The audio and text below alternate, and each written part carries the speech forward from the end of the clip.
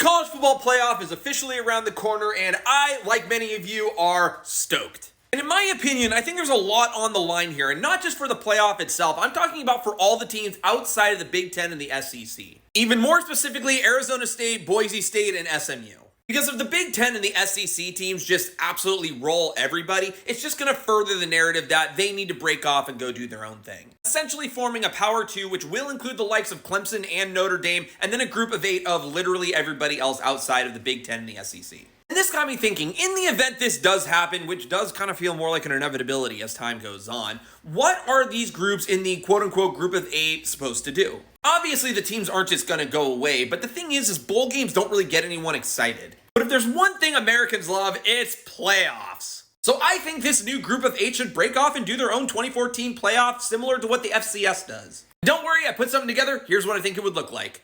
First, some rules. Here's what I think it would look like. It's a little small, so I'll read it for you. First off, 2 major assumptions. The first is that the SEC and Big Ten break off, taking Miami, Florida State, Notre Dame, and Clemson with them. I think they're just too big of brands to leave out. They'll find a way to get into the SEC and the Big Ten. The Mountain West and Pac-12 reform with the teams that are currently committed to them. I don't know if conference championships will play a role in this, but I'm just going to assume they do because money. The top 8 teams in this group of 8 will get a first round bye, the teams that win their conference championship. Seeds 9 through 16 will go to the teams that were the runner-up in each conference because I don't believe in getting punished for going to your conference championship game. Again, assuming conference championships exist. And then seeds 17 through 24 will be the first round away teams, and it'll be at-large bids.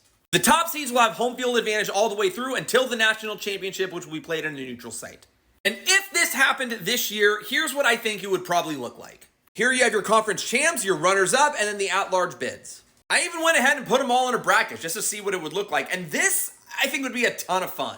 Look, obviously, the Big Ten and SEC playoff, whatever championship you'll call it, new Division I, will be the thing everyone pays attention to, but I think something like this would really help the teams that are quote-unquote being left out stay at least somewhat relevant and get fans psyched for a postseason run of something.